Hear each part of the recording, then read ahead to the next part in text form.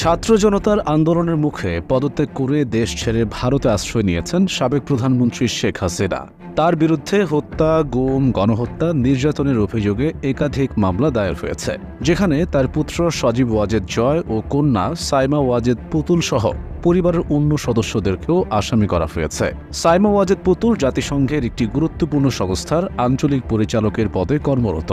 তাই প্রশ্ন উঠেছে, ওই সংস্থার কাজে বাংলাদেশ সফরে এলে তাকেও কি সেসব মামলায় গ্রেফতার করা হতে পারে? সাইমা ওয়াজেদ পুতুল এই মুহূর্তে জাতিসংঘের সংস্থা WHO-র দক্ষিণ পূর্ব এশিয়ার আঞ্চলিক পরিচালক হিসেবে ভারতের রাজধানী দিল্লিতে কর্মরত রয়েছেন। গত বছর নেপালের প্রার্থীকে ৮-২ ভোটের ব্যবধানে হারিয়ে তিনি এই পদে নির্বাচিত হন। এরপর চলতি বছরের জানুয়ারিতে আনুষ্ঠানিকভাবে এই পদে দায়িত্ব গ্রহণ করেন তিনি। WHO-র ৫ বছর মেয়াদী এই আঞ্চলিক পরিচালক পদে ২০২৮ সালের শেষ পর্যন্ত সাইমা ওয়াজেদের থাকার কথা। গত ৮ আগস্ট তিনি তার এক্স হ্যান্ডেলে এক পোস্টে স্পষ্ট করে দিয়েছিলেন, WHO-র পদে তিনি যথারীতি তার দায়িত্ব পালন করে যাবেন। অর্থাৎ তিনি ইতিমধ্যে বুঝিয়ে দিয়েছেন তার পদত্যাগ করার কোনো অভিপ্রায় নেই এবং তিনি পুরো মেয়াদ শেষ করতে চান।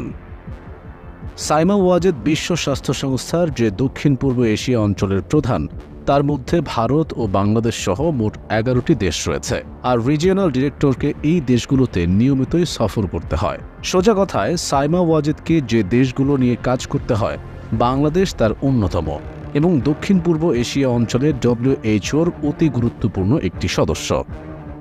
তবে সাইমা ওয়াজেদকে অচিরেই সংস্থার কাজে বাংলাদেশে আসতে হবে, এখনই এরকম কোনো নির্ধারিত পরিকল্পনা নেই। তবে যে কোনো সময়ে আসতে হতে পারে, এতে কোনো ভুল নেই।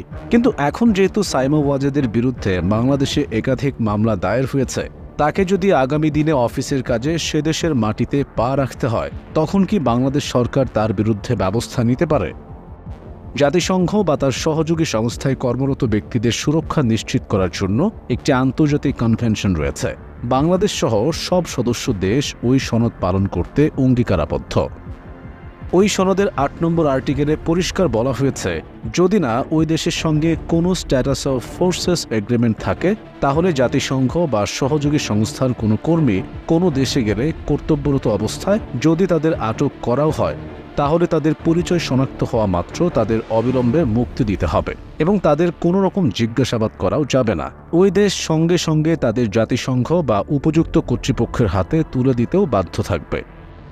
ফলে মনে করা হচ্ছে, অন্তত আগামী ৪.৫ বছর বা যতদিন পর্যন্ত সাইমা ওয়াজেদ পুতুল বিশ্ব স্বাস্থ্য সংস্থার দক্ষিণ পূর্ব এশিয়াতে আঞ্চলিক পরিচালকের পদে আছেন, ততদিনের মধ্যে তিনি সংস্থার কাজে বাংলাদেশ সফরে এলেও তার গ্রেফতারের আশঙ্কা কার্যত নেই বললেই চলে।